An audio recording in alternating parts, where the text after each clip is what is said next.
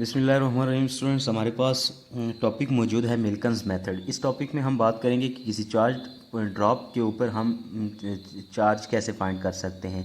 तो सबसे पहले ये एक्सपेरिमेंट 1909 में 1909 में R.A. मिल्कन ने दिया। उसने एक डिवाइस और एक टेक्निक दी कि हम इस तरीके से क्या कर सकते हैं, किसी चार्ज पार्टिकल के ऊपर चार्ज फाइंड कर सकते हैं। उसने ये बताया कि सबसे पहले अगर आप ये करें कि एक इस तरह का चैम्बर लें ताकि बाहर की एक्सटर्नल जो सर्कमस्टांसेस हैं वो हमें डिस्टर्ब ना करें। सबसे पहले एक चैम्बर लिया गया जिसके इस कोने पर यहाँ पर एक एटोमाइज़र लगा था। एटोमाइज़र का बेसिकली ये फंक्शन था कि उसने ड्रॉप्स को, ऑयल ड्रॉप्स को क्या करना था, छोटे छोटे कतरों में डिवाइड करना था। जैसे बार्बर शॉप पे वो बॉटल मौजूद होती है जिससे ये एटोमाइज़र इसको कन्वर्ट करता है छोटे छोटे ड्रॉप्स में, that is known as mist, यानी छोटी एक धुंध टाइप चीज़ों में। तो वहाँ से ये छोटे छोटे कतरे बन जाते हैं। और दूसरी तरफ हमारे पास इस चैम्बर के अंदर एक ये प्लेट मौजूद थी और दूसरी ये पॉजिटिव प्लेट मौजूद थी, एक नेगेटिव दूसरी पॉजिटिव, और इसको हाई पोटेंशियल दिया गया था। ठीक है, इसको हाई पोटेंशियल दिया गया था। इस पोटेंशियल का ये फ़ायदा था कि यहाँ पे ये इलेक्ट्रोस्टैटिक प्रोड्यूस करता है। एक यहाँ पे नेगेटिव, ये जो है ये नेगेटिवली चार्ज प्लेट थी, ये पॉजिटिवली। इसके अंदर यहाँ पे एक होल रखा गया जिसका ये फंक्शन था कि यहाँ से ड्रॉप्स नीचे आएंगे। अब इसने वर्किंग कैसे शुरू की, एक इसकी ये विंडो 1, एक ये विंडो 2 है। तो यहाँ से इसकी वर्किंग कैसे स्टार्ट हुई, वर्किंग इसकी इस तरह स्टार्ट हुई कि यहाँ से जब एक लिक्विड आया, ये यहाँ पे आया, तो जब यहाँ से ये निकला तो फ्रिक्शन की वजह से स्टूडेंट्स, फ्रिक्शन की वजह से ये चार्ज हो गया, क्योंकि चार्ज फ्रिक्शन प्रोड्यूस चार्ज। ठीक है, तो जब यहाँ से फ्रिक्शन प्रोड्यूस हुई तो जब ये यहाँ आया तो इसके ऊपर चार्ज था और यहाँ पे हाई पोटेंशियल मौजूद था। इस पोटेंशियल की वजह से इसने स्टैटिक इक्विलिब्रियम, इसने इक्विलिब्रियम गेन कर लिया, यानी कि यहाँ पे नेगेटिव प्लेट है, ये पॉजिटिवली चार्ज था, तो ये यहाँ पे इक्विलिब्रियम में आ गया और यहाँ पे ये सस्पेंड हो गया, जिसको यहाँ से बाहर से एक लेंस की मदद से, या यूँ कह सकते हैं माइक्रोस्कोप की मदद से ऑब्जर्व किया जा सकता था और यहाँ से अंदर मौजूद इन पार्टिकल्स को देखा जा सकता था। इन दो प्लेट्स के दरमियान जो सेपरेशन डिस्टेंस है ये d है। अब हमने यहाँ तक ये वर्क किया तो यहाँ पे ये इक्विलिब्रियम में आ गया। अब हमने फाइंड करना है इसके ऊपर क्या, चार्ज। तो इसने दरअसल ये सिचुएशन इख्तियार की कि जो डाउनवर्ड डायरेक्शन में फोर्स लग रही है वो mg है और जो अपवर्ड डायरेक्शन में लग रही है वो क्या हो, E है, जो इलेक्ट्रोस्टैटिक की वजह से प्रोवाइड की गई है। हमें यहाँ से ये बात मिली कि diagram of Millikan's oil drop method, two parallel plates are placed inside the container C, P and P prime. हमने इसको क्या नाम दिया, P एंड P प्राइम। जबकि E यानी electric field set up between the plates due to potential difference, इन दो plates के दरमियान हमने क्या, पोटेंशियल डिफरेंस E सेटअप किया। तो हम ये चीज़ जानते हैं as we know E is equal to V over D, जो इलेक्ट्रिक फील्ड होती है that is equal to potential difference V divided by D. An atomizer is used for spraying oil drops into the container through a nozzle. Oil drop get charged due to friction. Oil drop could be seen through the microscope. अगर हमने oil drop get charged due to friction और oil drop could be seen through the microscope, तो due to charge drop becomes to equilibrium static. ये जो charge drop है ये becomes to equilibrium state, ये equilibrium में आ जाता है क्योंकि एक तरफ इसको इलेक्ट्रोस्टैटिक फोर्स अपवर्ड डायरेक्शन में लग रही है और दूसरी डाउनवर्ड में इसको ग्रेविटेशनल फोर्स mg लग रही है, ऊपर फोर्स क्या E लग रही है।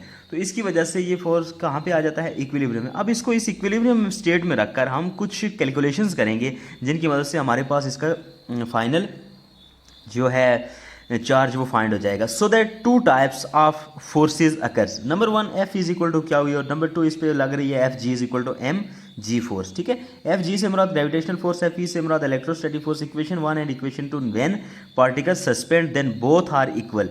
जब पार्टिकल रेस्ट में है, ऊपर वाली फोर्स और नीचे वाली फोर्स दोनों फोर्सेज क्या हो गई, इलेक्ट्रोस्टैटिक फोर्स और ग्रेविटेशनल फोर्स दोनों फोर्सेस क्या हो गई, बैलेंस हो गई, इक्वल हो गई, एक दूसरे के मैग्नीट्यूड सेम है। इट्स मीन हम इनको क्या कर सकते हैं, F is equal to Fg कह सकते हैं और ये दोनों इक्वेशंस कंपेरेबल हैं। देन क्या हुई, E is equal to mg। If V is potential difference, अगर हमारे पास जो v है वो पोटेंशियल डिफरेंस हमने अप्लाई किया हुआ है डायग्राम में और इस टेक्निक में, तो E is equal to V over D होता है। यहाँ पे E की जगह पे v over D, v potential और d separation distance between two point. Use equation 5 in equation 2, Q into V of v divided by d is equal to M G. यहाँ पे v डिनोमिनेटर में और d ऊपर चला गया numerator में, तो Q is equal to M G, ये अपनी जगह पे, ये v डिवाइड हो गया पोटेंशियल डिफरेंस, ये d ऊपर चला गया। हमारे पास क्या आ गया, Q is equal to M G D over v। Now अब हमारे पास क्या मसला है, हमारे पास g की वैल्यू भी फाइंड होती है, d हमारे पास सेपरेशन डिस्टेंस भी 9 होगा, पोटेंशियल डिफरेंस भी हम जानते हैं कि कितना होगा, इसी तरह हमें पोटेंशियल डिफरेंस भी जो अप्लाई किया हुआ वो हमें पता होगा। लेकिन हमारे पास यहाँ पे m अननोन है, तो अगर m अननोन है तो m फाइंड करने के लिए हम थोड़ी सी कैलकुलेशंस करेंगे। हम कहते हैं कि now for finding the charge we need mass of the droplet g, d and v are known, so that for mass let us suppose the charge drop fall under the action of gravity, so that now by using the following equation as f is equal, हम ये जानते हैं कि जब कोई भी drop any liquid drop air में fall करता है फ्रीली, तो उस सूरत में उसके ऊपर जो लगने वाली फोर्स होती है वो होती है f is equal to 6 pi eta are we T. यहाँ पे वी टी का मतलब है टर्मिनल वेलोसिटी फॉर एयर, जबकि नॉर्मली हमारे पास जो फोर्स की इक्वेशन होती है किसी मैसिव बॉडी के लिए वो होती है f is equal to M G. यहाँ पे अगर हम f इन दोनों इक्वेशंस को क्या करें, कंपेयर करें, तो हमारे पास आता है M G is equal to 6 pi eta are we T. Equation number 7 is implies that m is equal to 6 pi eta are we T. ये जो g था ये यहाँ पे आके डिवाइड हो गया।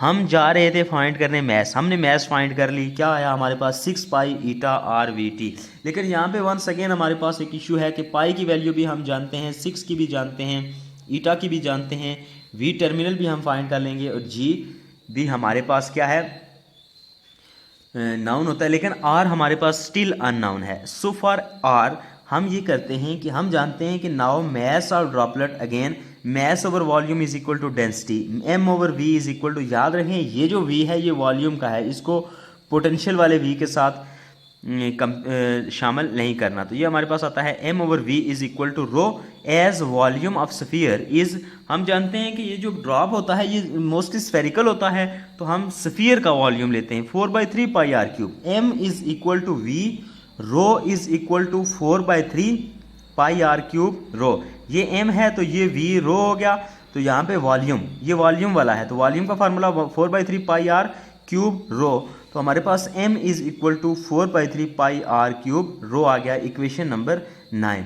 लेकिन अभी भी हमारे पास जो मैस फाइंड करने के लिए हमें ऊपर इक्वेशन में r की वैल्यू है वो नहीं आई, तो r फाइंड करने के लिए हम equation number 9, now we have another known term unknown term r cube, so that compare equation 8 and 9। ये जो इक्वेशन नंबर 9 है इसको कंपेयर करना है हमने इस इक्वेशन 8 के साथ, ठीक हो गया। तो जब हम इस इक्वेशन 8 और 9 को कंपेयर करेंगे तो हमारे पास 4/3 implies that 4/3 pi r cube rho is equal to 6 pi eta are we T divided by g. हमने फाइंड करना है r, सो r से रिलेटेड तमाम टर्में हम एक साइड पे ले आए। R cube divided by r is equal to 3 multiply by 6 pi eta we T divided by 4 pi eta g. Pi से कैंसिल, r सिंगल है तो ये ऊपर चला जाएगा -1, इट्स मीन r 3 की पावर -1 हो गया इज इक्वल टू 6। यहाँ पे जो जितनी भी वैल्यूज थी ये पाई इधर आके डिवाइड हो गया, ये 3 इधर चला गया, ये 4 इधर आ गया, ठीक हो गया। तो यहाँ पे 18 डिवाइडेड बाई 4, तो ये 2 और ये 9 से चला जाएगा, r square is equal to 9 eta we T divided by 2, ये वाला 2 रो जी। इम्प्लाइज दैट हम इसका क्या लेंगे, टेकिंग स्क्वायर रूट, हम इसका क्या लेंगे, स्क्वायर रूट लेंगे जब, तो हमारे पास बच जाएगा under the root r square, square से under the root cancel, under the root 9 eta we T divided by 2 rho g. अब हमारे पास सारी क्वांटिटीज़ नाउन हैं, जब हमारे पास वैल्यू आ जाएगी आर की तो हम easily by using the value of R in equation 9 we can get the mass m and then by using mass in equation 6। अगर हम r की ये वैल्यू इक्वेशन नंबर 9 में पुट करें, r की हमारे पास वैल्यू आ जाएगी, इसको हम इस इक्वेशन नंबर 9 में पुट करेंगे तो हमारे पास मैस की वैल्यू आ जाएगी, या हम इसको इस इक्वेशन नंबर 8 में भी पुट करें तो भी हमारे पास ये वैल्यू आ जाएगी। उसके बाद हम वापस जाएंगे अपनी ओरिजिनल इक्वेशन पे जो हमारे पास थी, जहाँ पे ये जो मैथ्स की इक्वेशन, जहाँ पे जब हमें अननोन मैथ्स है, यहाँ पे हमारे पास मैथ्स आ जाएगी, पहले आर निकाला,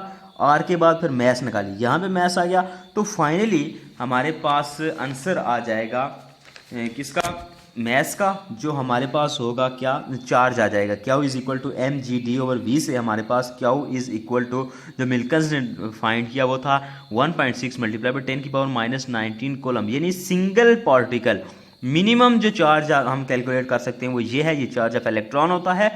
और ऑल चार्ज, सारा चार्ज जो है वो इसका इंटीग्रल मल्टीपल होता है, या तो 1 इलेक्ट्रॉन होगा, 2 इलेक्ट्रॉन, 3 इलेक्ट्रॉन, 4 इलेक्ट्रॉन, यानी इलेक्ट्रॉन 1.6 मल्टीप्लाई बाई 10 की पावर -19 कॉलम से लेस हम कभी भी चार्ज फाइंड नहीं कर सकते। All charge in integral multiple of that is Q is equal to N E. ये था हमारे पास आज का टॉपिक, जिसमें हमने कैलकुलेट किया मिल्कन ऑयल ड्रॉप मेथड को यूटिलाइज करते हुए चार्ज ऑन अ ड्रॉप। अल्लाह हाफिज़।